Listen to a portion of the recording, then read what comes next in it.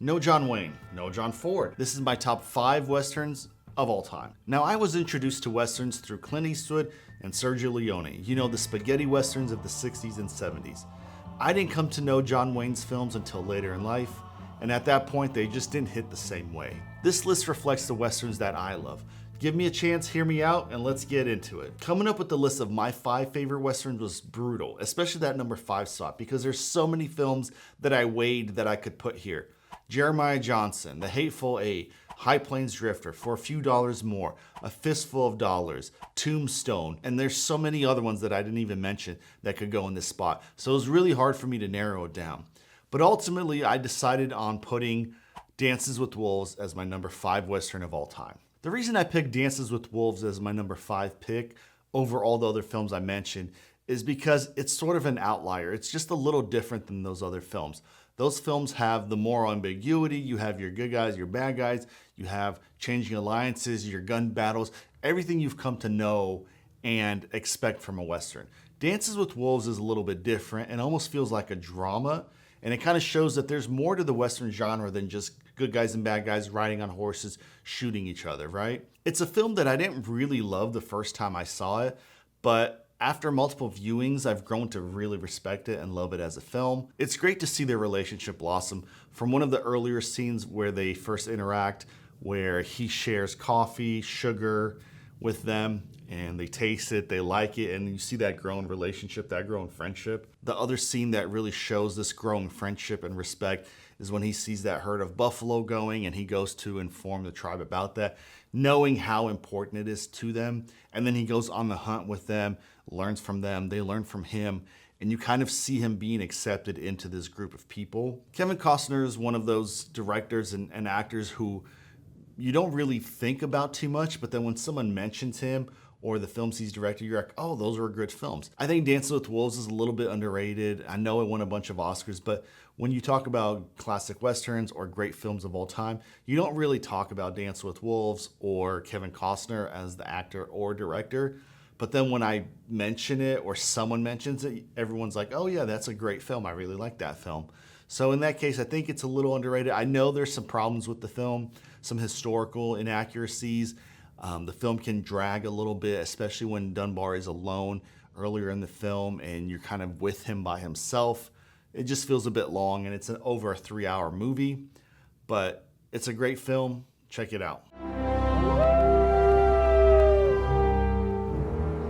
Now, my number 4 pick is interesting because it's not so much the hero that makes the film, it's the villain. I think the key to a great Western is an equally great antagonist or villain. Not someone who's a cartoonish version wearing all black and you can point and say that's the bad guy, but someone who has understandable motivation of why they're doing the things that they're doing, even if it might be wrong or evil or bad. And that's why I have Unforgiven as my number 4 pick of greatest Westerns of all time. Now, the villain I'm talking about is Little Bill, played by Gene Hackman in an Oscar-winning role. He does some really bad stuff, but if you boil it down to, his motivation is to keep law and order in this town.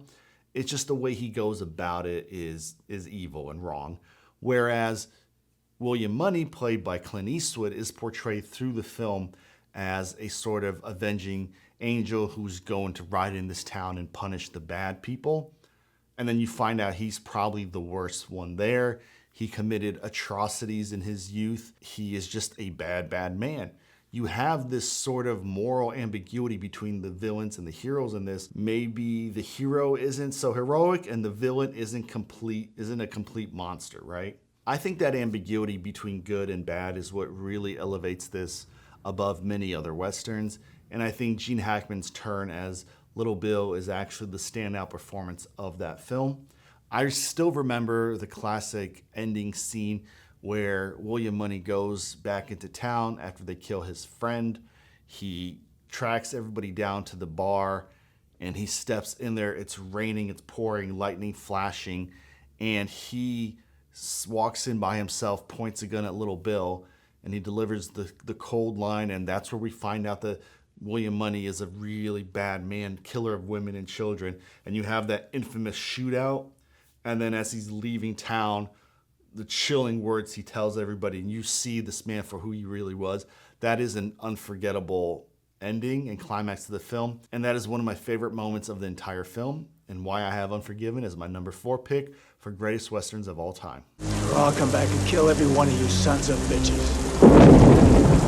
Now my number 3 pick for greatest westerns of all time is going to be very different from my number 5 pick, Dances with Wolves. Where I said that film was very different and sort of a drama, my number 3 pick is very different, but for a completely different reason.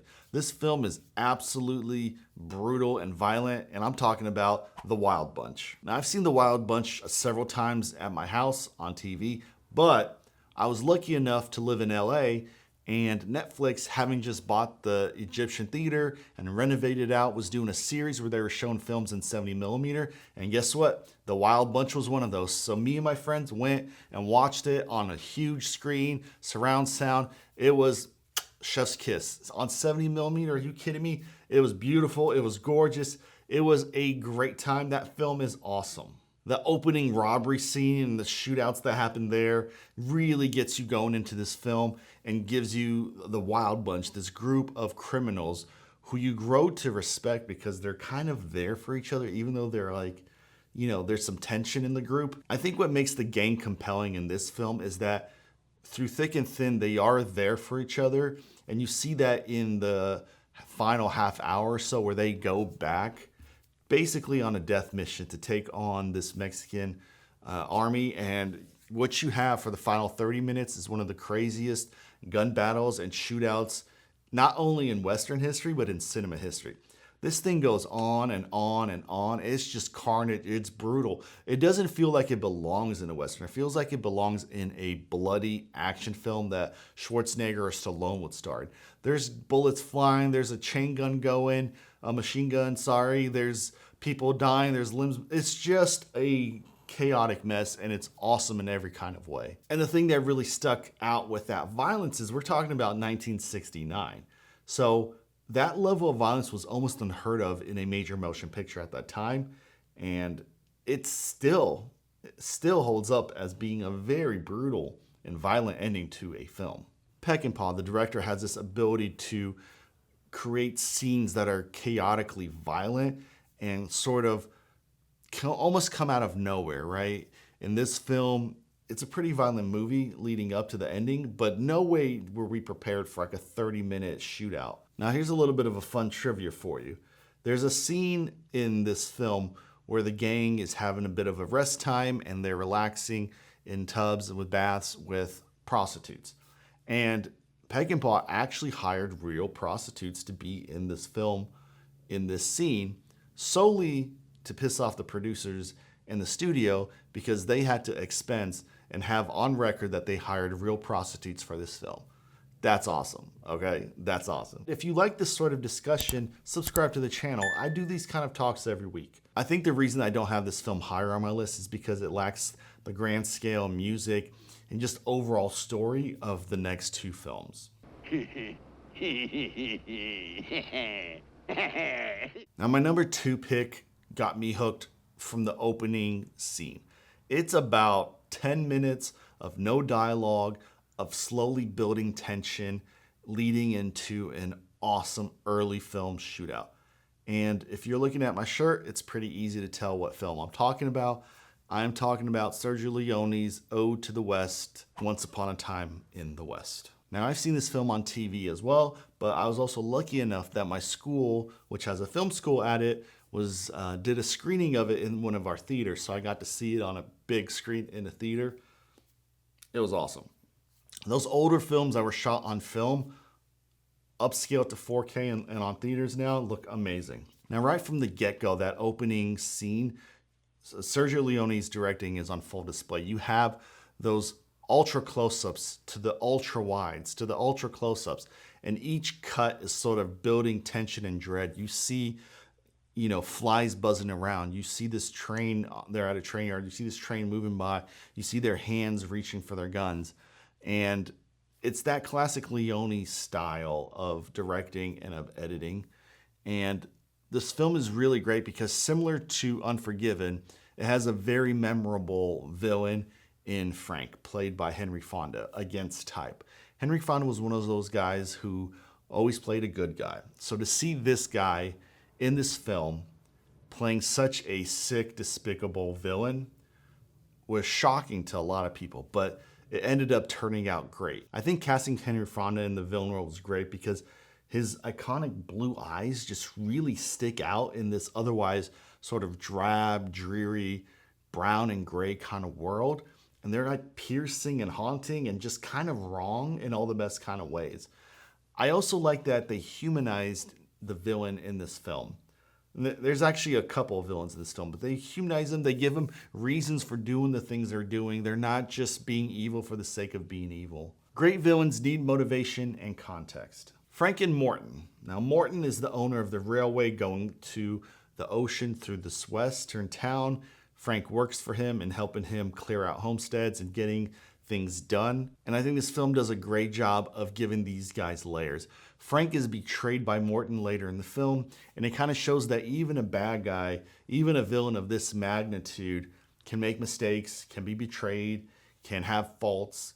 And Morton, for all the wicked things he does and all the despicable things he does, I almost felt a sense of pity to him. He's close to dying, and his one goal before he dies is to make it to the Pacific Ocean and see the ocean. And he dies in a puddle of water, and he hears the rushing of the waves in the ocean. This film feels big and small at the same time. Epic in scale and story, intimate in characters and relationships. There's so many good moments in this film that it's hard to mention them. I already talked about the opening gun battle. I think my favorite scene of the whole film is where Charles Bronson, who plays harmonica, is hanging out in a store, and Cheyenne, right, I think he's down here, Cheyenne, who's a local gang leader, escaped from custody. He arrives there, and you hear this eerie harmonica music playing, which you hear throughout the film.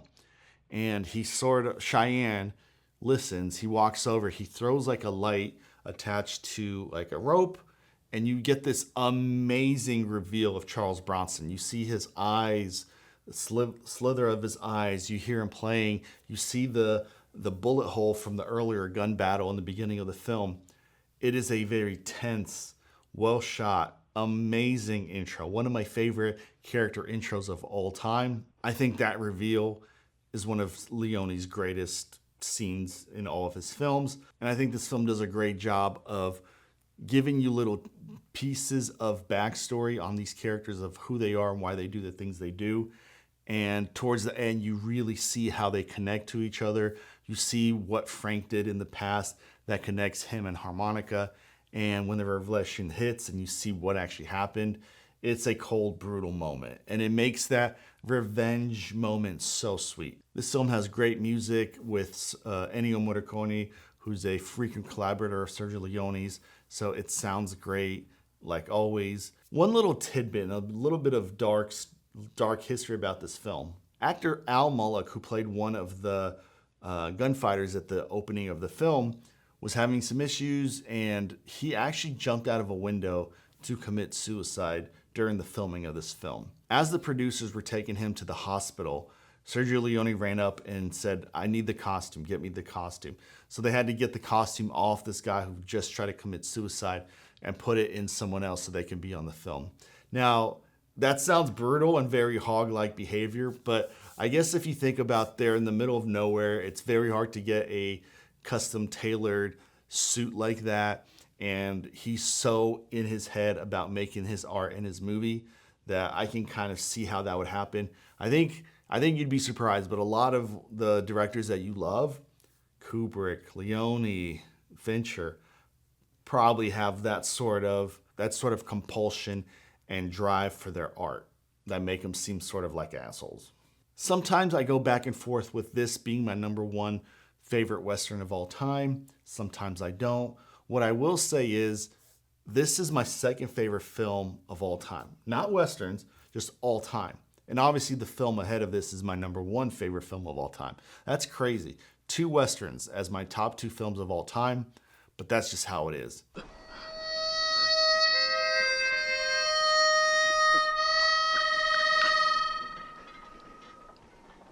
The reason why I have my number one film ahead of this is the personal story of when I saw it.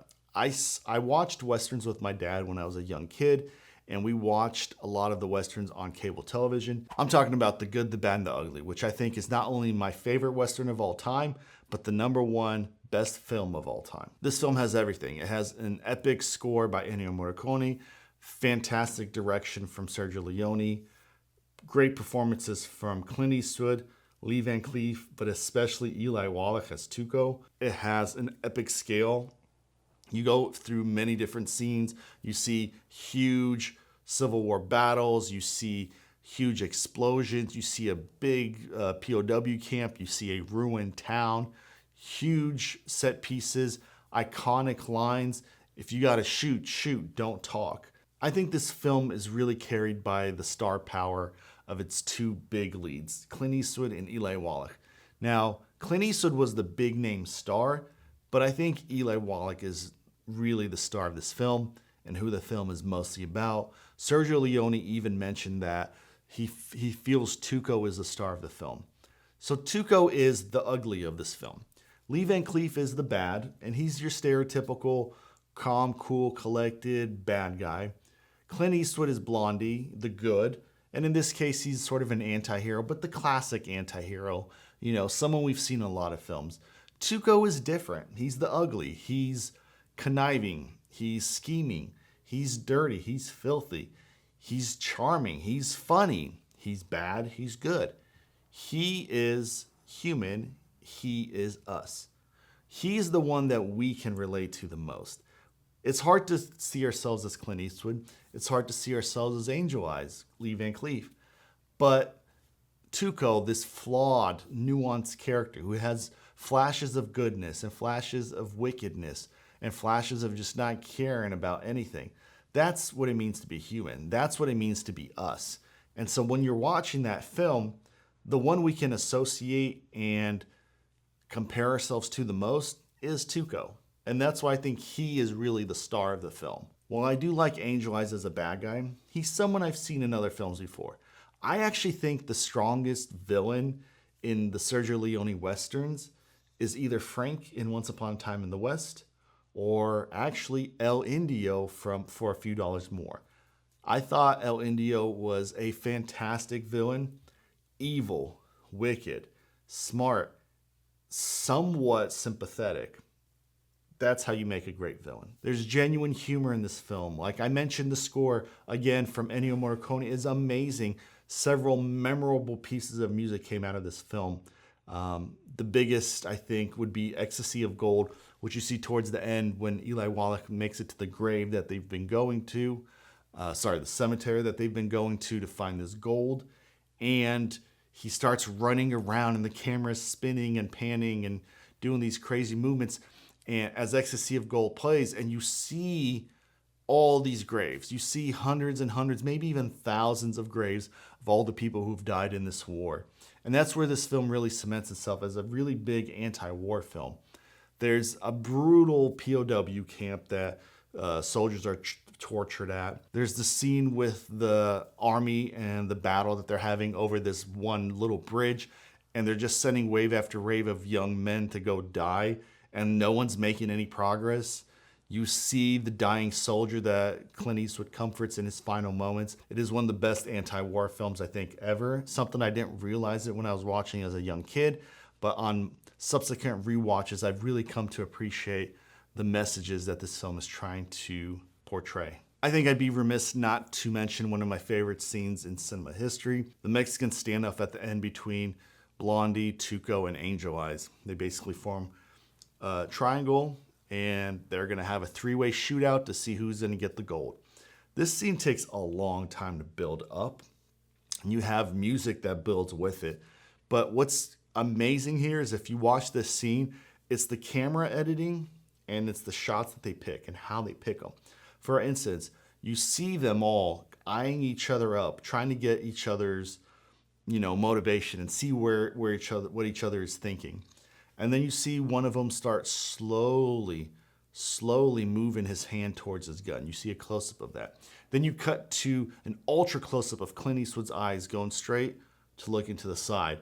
And then you see the hand slowly back up. And then you see the eyes realizing that they're being seen and to look at someone else, see what they're doing. And this goes back and forth and back and forth. They're going. They're trying to get the timing right, trying to outwit the other person.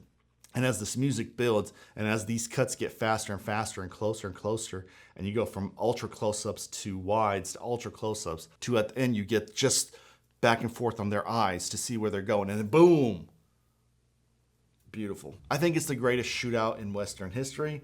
It's an amazing scene. It's something I would encourage all editors and directors to look at as a way of how your camera angles and your shots in the music can be formed together to build tension, dread, and anticipation.